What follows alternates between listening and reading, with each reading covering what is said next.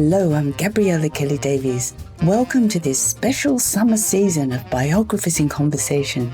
I've selected episodes from the archives to inspire and excite you during the holiday season. So sit back, relax, and enjoy these fascinating conversations. Let's start the show. In this episode of Biographers in Conversation, the multi-award-winning broadcaster, composer, and author Andrew Ford is chatting with me about his latest book, The Shortest History of Music, a lively, authoritative tour through 4,000 years of music. This book explores music's role in human society. Spanning cultures and eras, it's an informative and entertaining blend of anecdotes, historical insights, and philosophical musings. Andrew sets out to understand what music really is and why humans are irresistibly drawn to making it and listening to it. The Shortest History of Music is a sparkling account of what music has meant at various times and in different places. In his book, Andrew celebrates the music happening all around us all the time, whether notated, instrumental, oral, spontaneous, rehearsed or recorded. He takes us on a journey from prehistory to now, sharing the story of why music is as intrinsic to human life as the air we breathe. Andrew, welcome. Thanks very much, Gabriella. Nice to be here. I'm a rusted-on fan of your weekly program, The Music Show, which for over 2 decades has introduced me to so many exceptional musicians, as well as their inspiration, ideas, and personal stories. Please tell us about The Shortest History of Music. Well, it's an attempt to write the whole history of music. That's to say, the history of the whole world's music from then till now. Now, when is then? I think probably you have to say that it's been going on as long as we've been in existence. I mean, our species, and perhaps before, actually, because some of the earliest finds architecturally, archaeologically speaking, date back to before our species. They are contemporary with Neanderthals. So it's not a new thing. And when you think about it, the human body makes rhythm, at least, all the time, involuntarily. We breathe in and we breathe out, and our heart beats, and we make a noise as we walk along. And if we start working with tools, then we make noises as well, and they tend to be rhythmic or can be perceived rhythmically. So there's probably not been a time when there wasn't music. If we start to notice the rhythms of our bodies, then we are, in a sense, appreciating music. As well as being a composer and broadcaster, you've written and published 11 books on a wealth of fascinating musical stories. What inspired you to craft The Shortest History of Music? Oh, well, I was asked to. I mean, it wasn't my idea. It's a crazy idea. And it's not one I would ever have had myself. Chris Fike from Black Ink rang up or emailed, I forget now, and asked if I would like to write the music volume in his Shortest History series. For people who don't know, there has been the shortest history of war, the shortest history of democracy, the shortest history of Europe, the shortest history of China, the shortest history of economics. So this is just one in a series, and there was an established approach which he was able to tell me about. And so that was the inspiration for the book.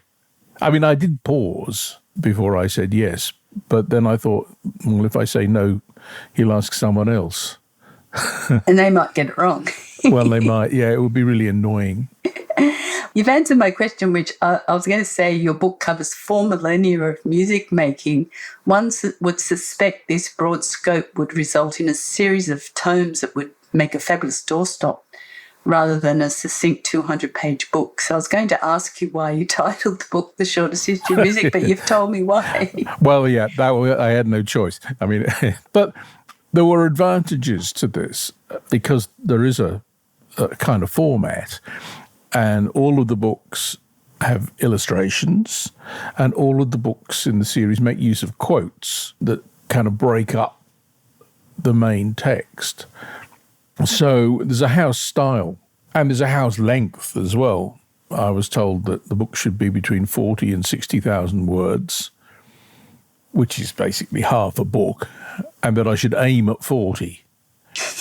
So I did. I took it all totally seriously and decided I was going to try and write this thing in 40,000 words. It's actually about 47, 48,000, but still closer to 40 than 60. And there are pictures and there are lots of quotes. And I used the quotes not just to break up the text, but to function without signposting it, to function as subheadings. I thought if I had subheadings as well as quotes, it would become quite fragmented, given how short the book is in the first place. So I thought maybe the quotes could serve as subheadings within the chapters. And I think on the whole they work reasonably well, although it's never spelt out that that's what they're doing. Yeah, it was very effective. I really appreciated it. One of a writer's major decisions is how to begin the book in a way that intrigues the reader, raising questions in their mind, yet delaying the answers. You open The Shortest History of Music with a scene in 1987. In this scene, a First Nations boy searches with his father for a suitable tree to make a didgeridoo. I'd love you to read these opening passages. Yeah, sure. So this is the start of the book.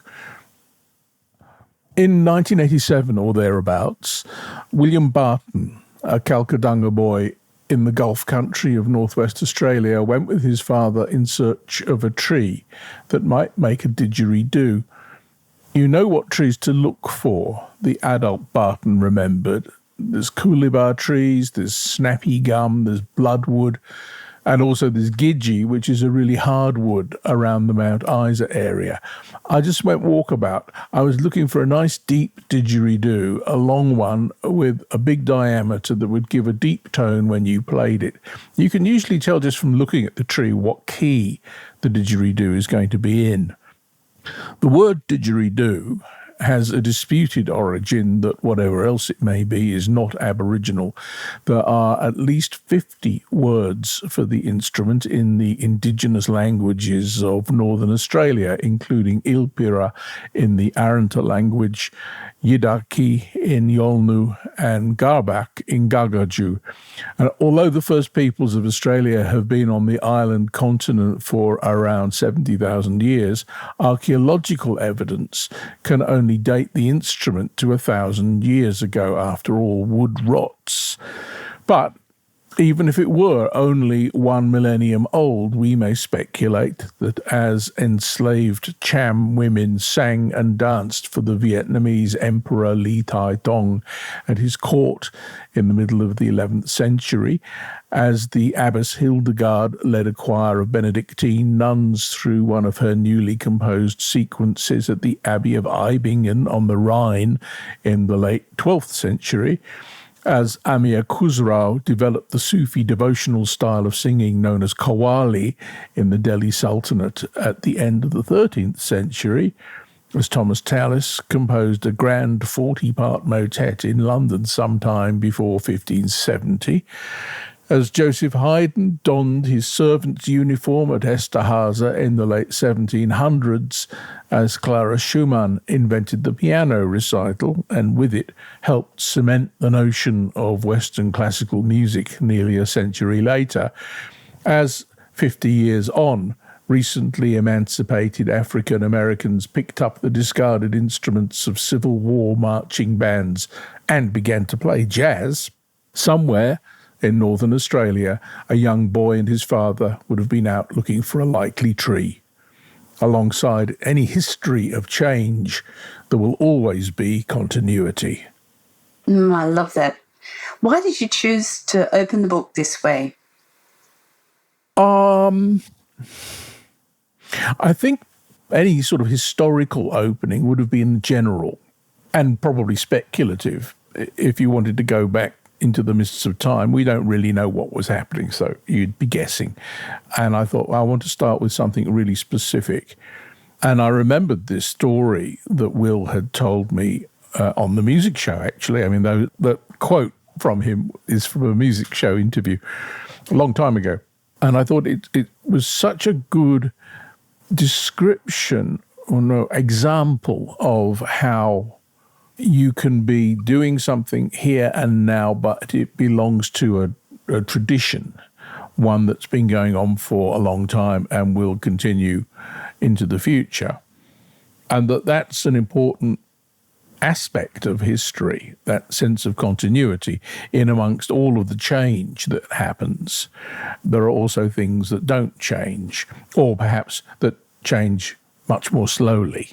So that was the idea of starting more or less in the present. 1987 is almost the present, isn't it? And looking back and looking forwards simultaneously. And also, I think I didn't want to start the book in Europe, which is where most of music history in the accepted sense happens. Most of the written music history is centred on Europe, and I thought it would be good to start the book somewhere else. Yeah, it works very well. I just thought it was the absolute perfect opening. The shortest history of music could be viewed as an object biography, the life story of an object, its history and relationships. Kate Kennedy has just written an object biography of the cello. And I read your book straight after reading Kate's, and I thought, this could be an object biography.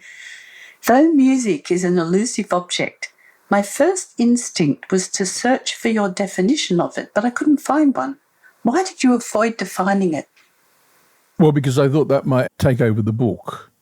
And I was very aware of the word history in the title, partly because I'm not a historian. So it was a slightly alarming word to have in the title of a book written by me. But also I thought, well, a history, you need kind of evidence. You can't be too speculative. I mean, all history, I suppose, involves a degree of speculation, but apart from the fact that it might be a rather obvious way to sort of start the book, if I start off by trying to define it, I might never get going. There is a definition of music, but it's at the end. I saved it to the epilogue because I thought it would be less distracting there. But what I do is start the book by saying what music isn't, which is an international language.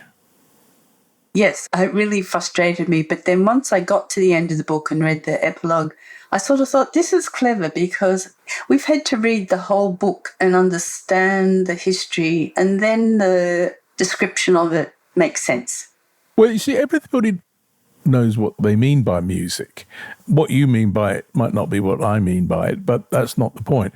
We all know what we mean by it. So in a way, you don't need to spell it out. And I think the thing about writing, any kind of writing, including, in a sense, writing music, is that you can use your audience's preconceptions and then work with them or work against them or undermine them subtly.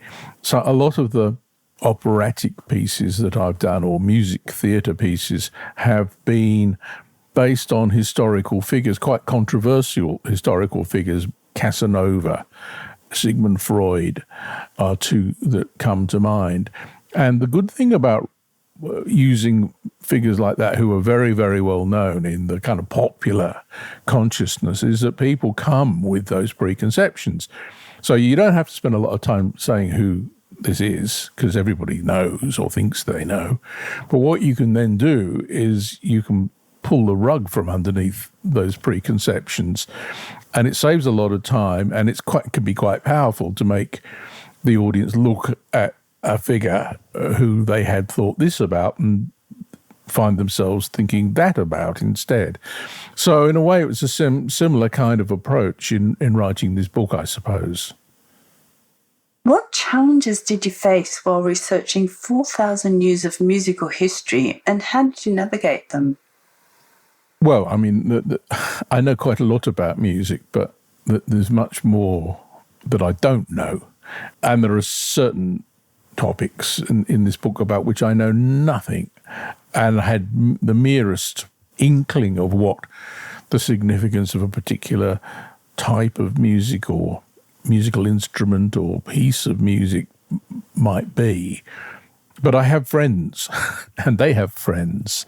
So I was able to send my paragraphs about ancient Chinese court music or Sufi devotional chant or the shakuhachi to these people and say, look, am I on the right track here? And sometimes they'd say, yes, that's absolutely spot on. And sometimes they say, no, that's not really right. And so, I mean, I have a lot of people, that I thank in the acknowledgements, and most of them have contributed either. It might just be one bit of information which was vital to me, or it might have been a detailed critique of a whole section.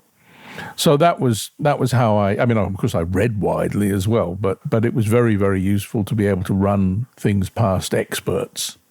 Yes, that's such an important part of writing a book. What was the most surprising discovery you made during your research? There were quite a lot of things that I learnt. They're sort of little details, really. I think things that I hadn't known about, and they weren't necessarily even to do with music. In writing about, because this was something I felt I really had to address, why until modern times, and I mean, the last few years really, why have there been so few female composers in Western art music? And I mean, that was a question that I had to sort of try to find the reason for it, because although in a way it's a kind of absence, it's a sort of negative space in the book, it still accounts for roughly half the population, and so it needs to be addressed. And in doing the research, I learned a lot of things there that I hadn't quite thought about before. One was that the famous classical composers from the Baroque, from Lully and Handel and Bach through to the 20th century, almost without exception, are the sons of tradesmen. I didn't realize that. And once I thought about that, I thought, well, this sort of explains it in a way. And we're talking about barbers and millers and brewers and butchers. Those are all real examples of fathers of famous composers from history. They worked hard. They were not wealthy. They were certainly not, from the upper classes. But their sons got educations, but their daughters didn't get educations. So there's the first thing that we have to bear in mind. And the second thing is that, like their fathers, these composers were themselves tradesmen. They were professionals, and women didn't get to be professionals. So the absence of women from the canon of classical music is actually no different to the absence of women from the legal profession or politics or the church or commerce, any other of the branches of human activity that are governed by people who are professionals. And one of the very few exceptions to this rule of composers coming from trade is Felix Mendelssohn and Fanny Mendelssohn, because they came from money. Abraham Mendelssohn was a banker. And that's why we have Fanny Mendelssohn, because she got an education that her sisters in history didn't get because of the money. The other kind of girls who got educated musically were the daughters of musicians, of course. And that accounts for nearly all of the female musical figures in Western musical history. But Fanny's interesting because, yes, she was incredibly talented, like Felix, and so made the most of her education, and she composed more than 400 pieces of music in her short life. But on her 14th birthday, her dad wrote her a letter saying, look, while music may well be Felix's profession in the future, you must realise that it can only ever be an ornament in your life. It's just going to be a hobby for you. The point being that a respectable family like us can't have their daughter out there plying a trade. So it's a catch-22. Most girls didn't get educated, and the ones whose parents were wealthy enough to get them educations were not going to let them do anything with that education. So that was one of the things that I learned along the way, but there were so many more little details that surprised me. Actually, Gillian Graham just wrote a biography of Margaret Sutherland, the Australian composer, and I'm chatting with her tomorrow. Okay. She wrote 200 pieces of music, but she struggled with the same issues that the women that you've just talked about struggled with. Yes. Although her family was educated and encouraged her education. Yes. Well, it just has become less of a hurdle through the 20th century, which isn't to say that the patriarchy works in mysterious ways. And once women started to be educated, then other barriers were placed in their way. But to start with, I think there is a kind of perception. Some people will tell you that, of course, women compose music just as much as men, but it's all been lost or destroyed or something. I don't think that's true. There's no evidence for that. And I think if you're going to write history, you have to find evidence. And I don't think this music, on the whole, got written. Of course, there are exceptions, Fanny Mendelssohn being one of them. But by and large, women were not in a position to compose. And it's interesting to compare the situation with writers, because if you think of 19th century literature in English, it's unthinkable without Mary Shelley and the Brontes and Jane Austen and George Eliot and Elizabeth Gaskell. These are major figures. They're as important as Dickens and Thomas Hardy and Trollope and the boys. They absolutely account for about 50% of the great literature of the 19th century. So you think, well, where is the musical equivalent? And the point is that you didn't have to have a special education to write words. As long as if you were literate, you could sit at home and you could write stories and send them off and publish them anonymously. You could do that, of course, also with music, but in order to be in a position to compose music, you needed a proper musical education. You can't write a fugue unless you've been taught how to write a fugue. You can't just spontaneously imagine one, but you can imagine a story. So there are differences. And anyway, that's a part of the book, and that was, to answer your question, one of the things that I really learnt from writing it and researching it. Well, as an aside, a few weeks ago I chatted with Anna Beer, who wrote Eve Bites Back, which is an alternative history of literature. And it goes back to the 14th century and traces the female authors during that time. And they pretty much had the same problem. They couldn't get published and they used pseudonyms. So women did struggle, and they were invisible when you compare the volume of their writings to male writing. But I think I can understand the difference given the training you need to compose. Yes, that's in terms of their writing, but in terms of getting published, of course, yes, what you say is, true of all of the people I just mentioned. They published anonymously or pseudonymously. The Bronte sisters famously all had pseudonyms, and that's how they got published. But they were able to write. That's the difference. Yes. Some writers spend years conducting research before drafting their manuscript, whereas others research and write simultaneously. When in the research process did you start drafting the manuscript? I started drafting the manuscript before the research process, because before I absolutely said yes, because my publisher could hear the diffidence in my voice, he said, why don't you go away and see if you can come up with a structure and maybe bit of an introduction, and then we'll have a look at it and see if we're all happy with it. So that's what I did. Really, the introduction that I read to you before, it didn't change. It got polished up a little bit, but that was really what I went off and wrote.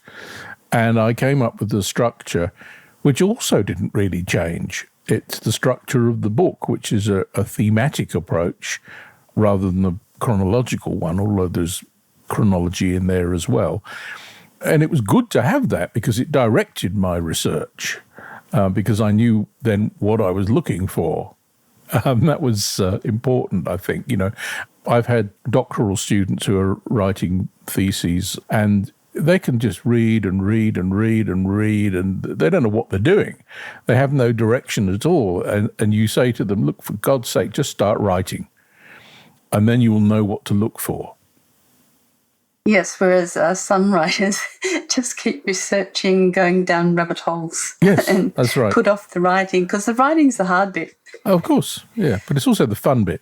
Why did you choose a thematic structure?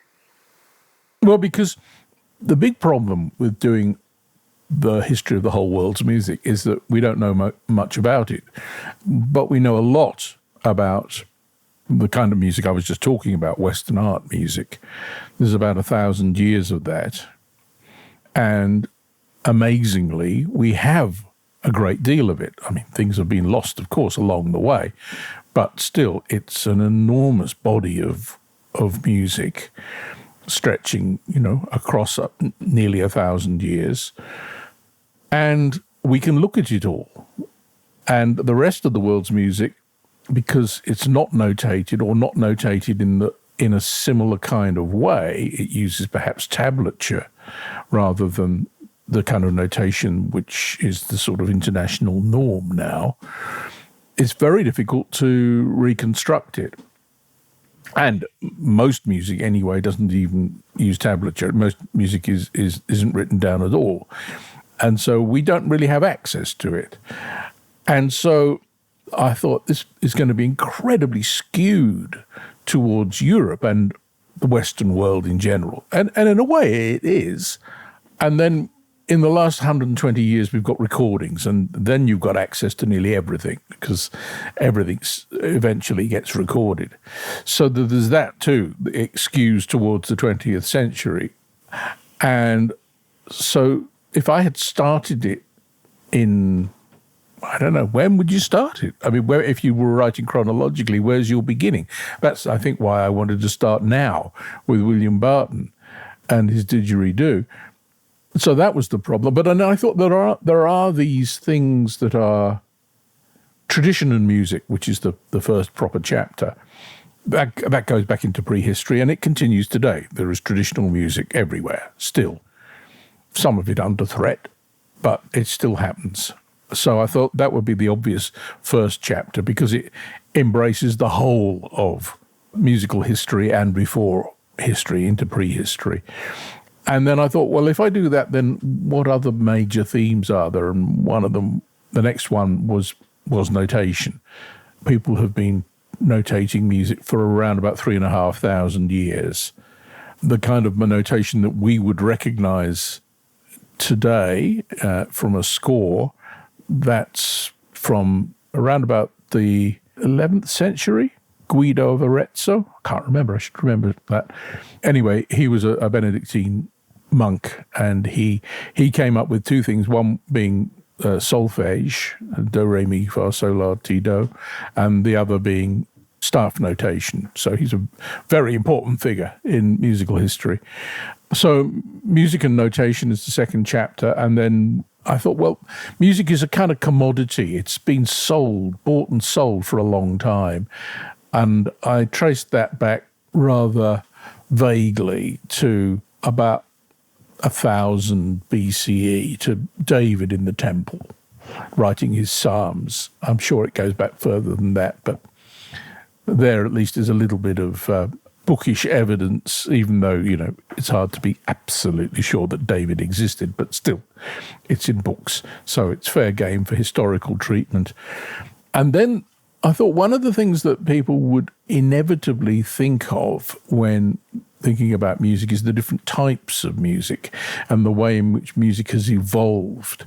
And what interests me is the really big jumps where people have said, I'm going to start again. I'm going to come up with a completely different sort of music. And I call that modernism.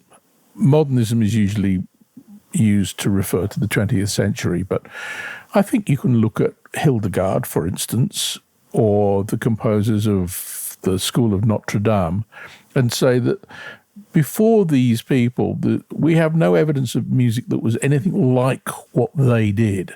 They came up with completely new ways of doing things, and that's modernist. They wouldn't have thought they were being modernist. They might not even have thought that they were writing music, because that's a sort of slightly fluid term. They were perhaps creating the possibility of praising their gods by singing. They would have recognized the idea of singing, but perhaps they didn't think they were writing music or composing music. It's certainly not making art, although we think of it now as art music. But you really can only get these kind of radical changes if you have recorded the work.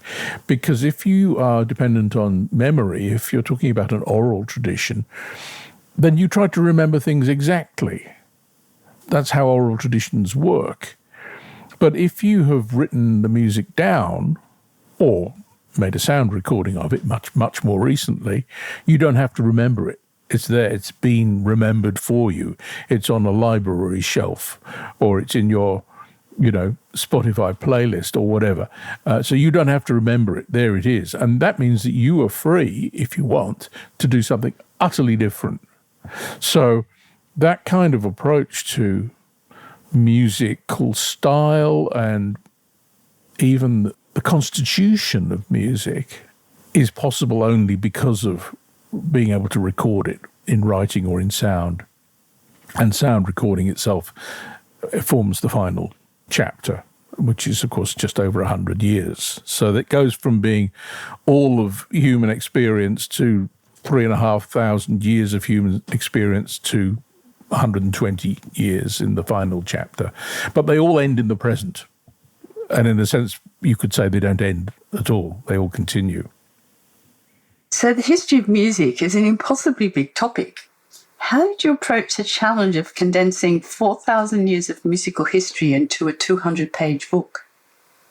Well, there's this kind of wonderful moment of almost transcendence where you realize that you're going to have to leave out nearly everything.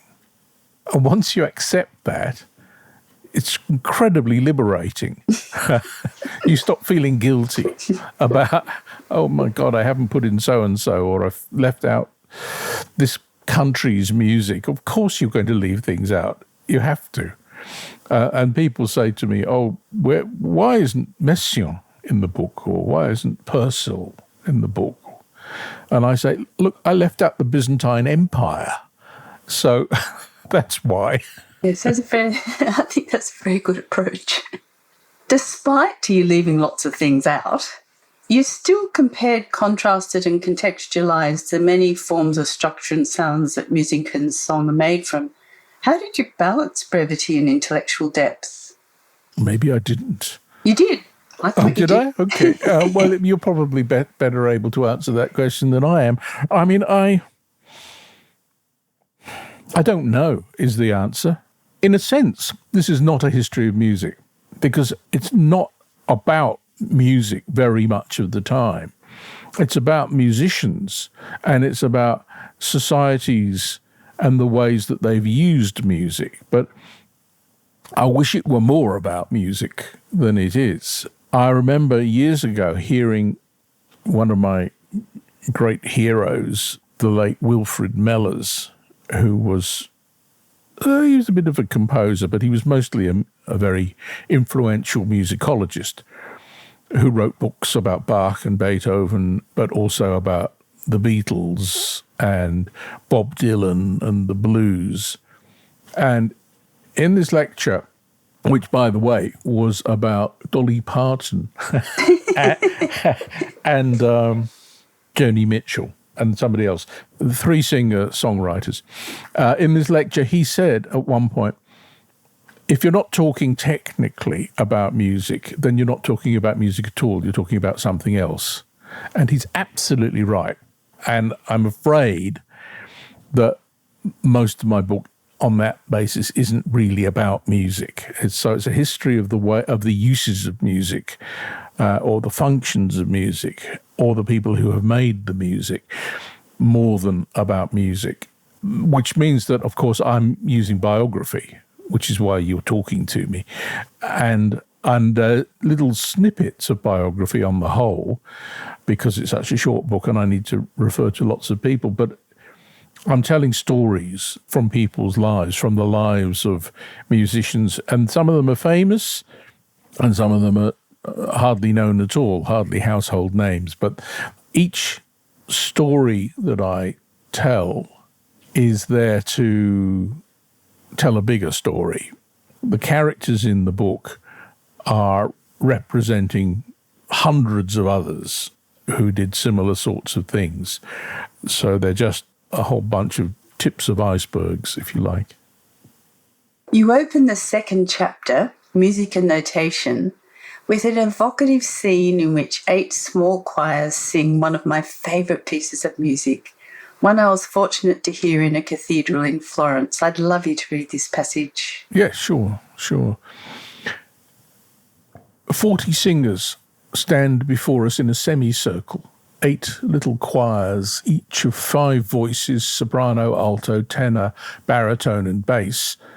The soprano on our extreme left begins to sing in Latin, but before she reaches the end of her first word, another voice joins in, then another, and another, and another. The music, building in complexity, crosses the semicircle from left to right like a slow Mexican wave, the first singers gradually dropping out as new singers take over. When the last singers have joined in, all the others return, 40 voices singing at once. Now the wave goes into reverse, the music passing back from right to left until again all the voices join in. Then suddenly there's silence. It's only a split second, but in the context of the dense web of polyphony we've just experienced, it's a striking moment. Having sung first as 8 choirs of 5 voices, then as a single choir of 40, the singers now divide themselves into 4 choirs of 10 voices, bouncing musical ideas back and forth, before a final section of glorious 40-part counterpoint in the new key of A major. Up to this point, the music's been in C. This is Spem in Alium, composed sometime before 1570 by the Tudor composer Thomas Tallis, and he couldn't have done it without manuscript paper and a pen. Why did you open chapter 2 with this scene? Well, I thought it didn't have to be this, but I needed a piece of music which could only have existed by dint of notation. So it could have been one of thousands of pieces of music. But I thought the best way was to take a piece like this and describe how it works and describe the interrelationships of the voices. And there's more later in the chapter. I keep bringing it back to kind of show more detail and how this is not music that could be improvised. This couldn't be part of an oral tradition. It's far too complicated. And one of the things about notation is that whilst it might have started out as an aide-memoire, a way of recalling a piece of music, a song, whatever, it quickly developed into being much more like an architect's blueprint. So it's the way in which the music is designed on the page. And like a blueprint, the finished work on the page then leads to the construction of, in this case, a musical edifice. And the difference is, of course, that when the music stops, the building disappears and it goes back to being a blueprint. But you can build it again and again and again. So it didn't have to be Spem in Alium. I'm glad it happened to be one of your favourite pieces, but there were lots of other pieces that would have served just as well to make the point about music that can only exist because it's been planned on the page. I've actually seen the score. My husband bought it. I think he bought it from the UK. And it's the most phenomenal Yeah, but that's a modern reconstruction, because the individual singers wouldn't have had scores. They would have only had their own part, which makes it all the more amazing when you think about it from the singer's point of view, because they wouldn't have been able to see what all of the other singers were doing. And one of the things that happens in Spem in Alium is that the 40 individual parts from time to time touch other parts, so that, you know, one of the alto voices, say the second alto voice, I'm making this up, but there's a real example in the book.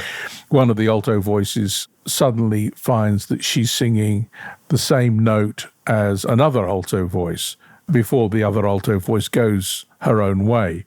And then her line joins up with a tenor voice further along, whose line joins up with a baritone voice. So that when I say, I think in the passage I just read, I used the word web. It is like a kind of dense web of interrelationships. But if you imagine, if you've only got your own part, it's like a kind of parlor game then, isn't it? Because you suddenly sing a note and you realize that the person over there has got the same note, and you're making these connections. So this is fantastic kind of community that's constructed by Tallis in this piece. Yes, absolutely. And that's for the singers. You know, the audience, we don't know what audience there was. I mean, I think this is music that is to be sung. It's music for singers. But these days it's performed in a concert hall very often, and the audience isn't going to get that. It's only the singers who will appreciate how their parts are touching each other. Music is an essential element of all human civilizations and has the power to emotionally and culturally affect society. When people from one culture exchange music with another, they gain valuable insights. Learning how music and social bonding are linked is especially crucial in times of conflict like now, when other lines of communication prove to be challenging. How did you approach the topic of music's role in our society? Did I? You did. Well, I don't think it has the same role. I mean, when you say our society, you mean... Society. You mean Western society in general? I mean, because I don't think it plays the same role in every society. I think it has different functions. You hear people saying, oh, music is music, which is the same sort of thing, really, as saying it's an international language. And it's just not true, because we all know from our own experience that there is music that we just don't get at all. It means nothing to us. And you even hear people disputing that something is music, you know. They'll say, oh, that's not music. So it's not international in that sense. It's not something that we all appreciate equally at all. And it's not a language, because it doesn't function like a language, because you can't say specific things in music and you can't translate it, which you can do with languages. You know, you can't take a Mozart string quartet and translate it into Russian. So it's not a language. But you were really talking about the international bit of it. And I think music has different functions in different, not only in different societies, but also at different points in history, and depending upon the people who are performing it. I mean, a lot of music is useful music. It's you know, work songs, for instance, which are all over the world. And the rhythm of the music is the rhythm of the work, and the music is there to help the job get done. So there's that. But there's also, and this goes back surely into prehistory, like the work song, there's also music for worship. And I'm not thinking so much now of a piece like Spem in Alium, but although that is a very specific kind of instance. But if you think of a Buddhist priest striking a gong, now again, is that even music? It's a musical gesture, it's a musical sound, perhaps you could say, but its function is very specific, and it's not a musical function. And this is sort of what I was getting at when I was querying whether Hildegard thought she was composing music. I think it was probably closer to what the Buddhist monk does when he strikes a gong. So I don't think music has a kind of single application. And even in our own lives, there are certain kinds of... I mean, I always remember a quote that the composer Pierre Boulez said, you don't shave to Schoenberg. And it's true, you don't. If you're going to listen to Schoenberg, you listen to it. Otherwise, it's just going to be annoying. I mean, it might be annoying anyway, but if you're not paying attention to it, then it's going to be annoying. And that's true in a sense of nearly all music. If you're not ready for it, we're trying to have this conversation now. If somewhere in one of our homes somebody starts singing loudly, no matter how beautifully they may be singing, it's going to be annoying because we're trying to have a conversation. So I think that music is intrinsically connected to its time and place, and the time and place might be as specific as, your house or my house on a Saturday afternoon, and what's appropriate and what's not appropriate. There's some music that you put on when you're driving, or I do, and there's some music I try to avoid when I'm driving because I find myself speeding because of the nature of the music. So you've got to be a bit careful what you listen to. Actually, something that probably triggered that question was I'm reading Michael Tippett's biography by Oliver Stodden. Oh, yes. And in it, Oliver was talking about how patriotic songs were used in the First World War to build this patriotic spirit and encourage people to join the army to fight in the battle. And so I was thinking about how in each culture, music has different roles and can be used as propaganda. Oh, yes.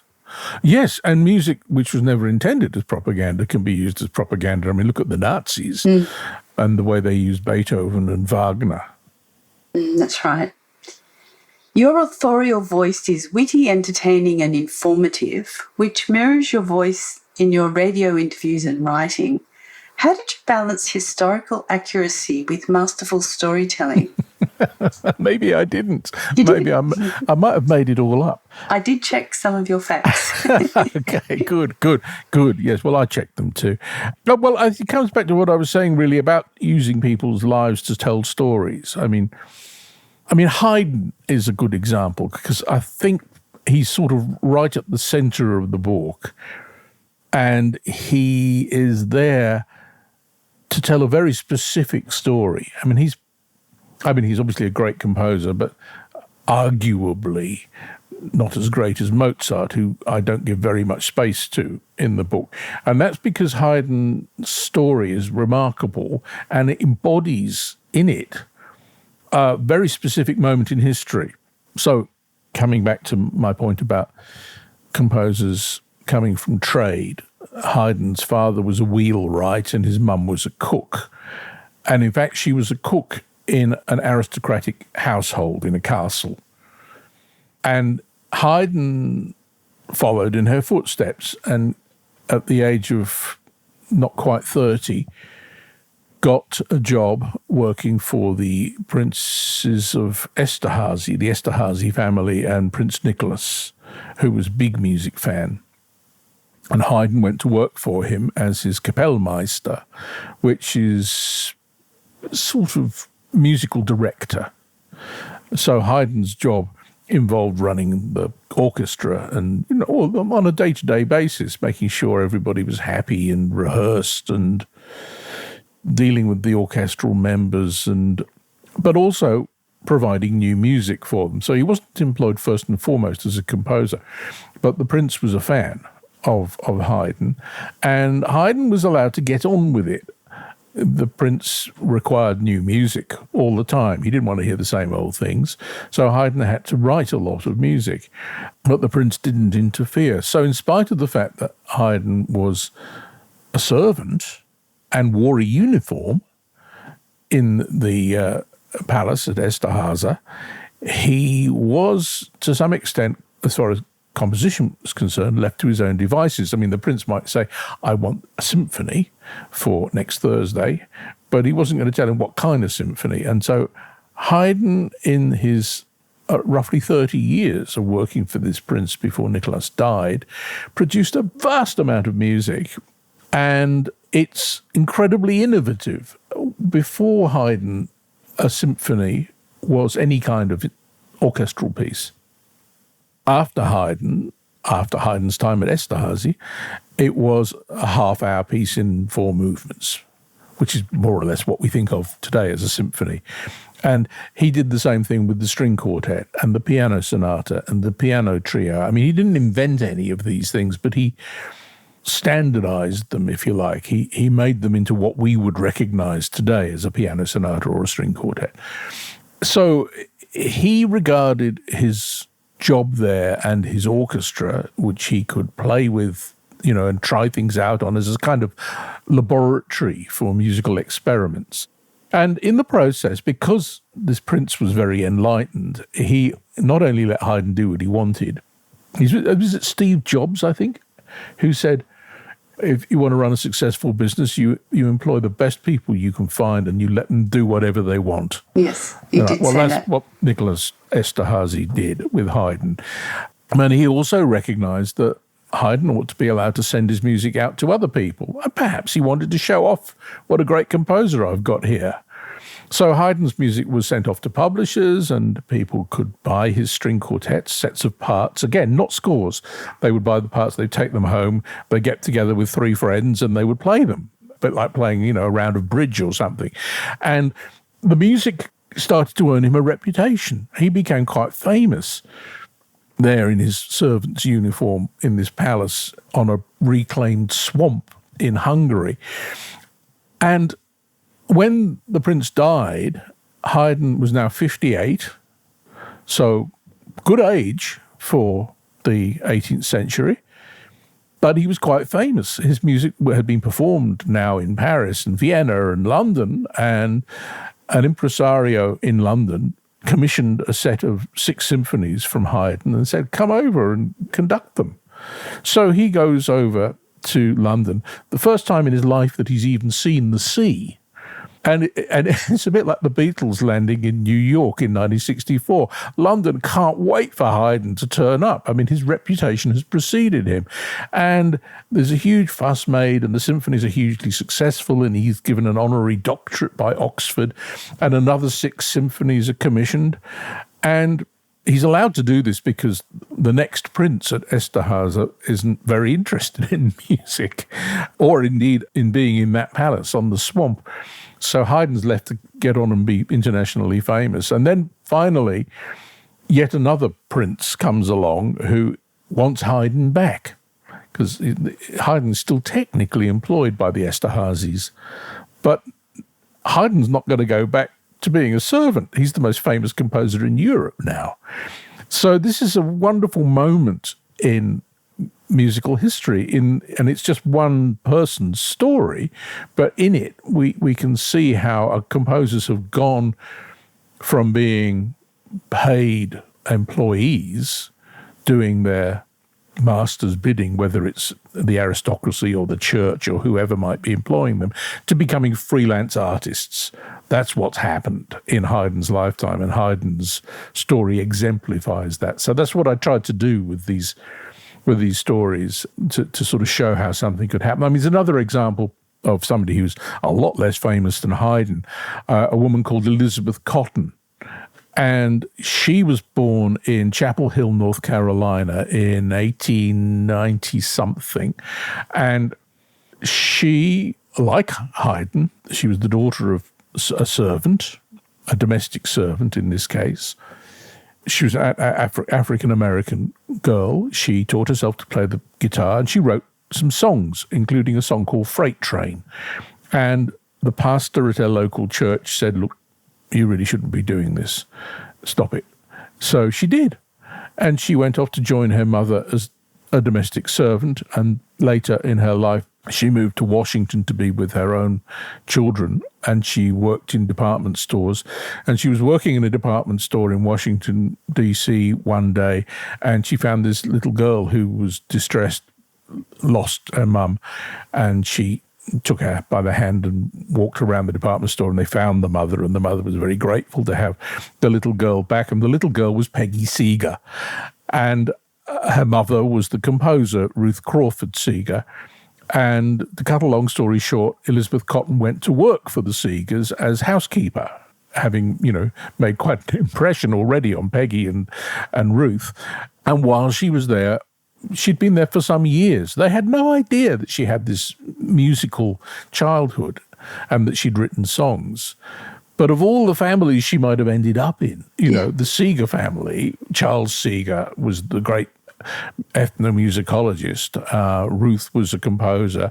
Charles's son is Pete Seeger. And Peggy Seeger herself is about to become the folk singer, Peggy Seeger, when she gets a little bit older.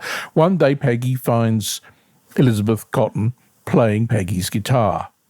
And she says to the family, Libba can play the guitar, did you know?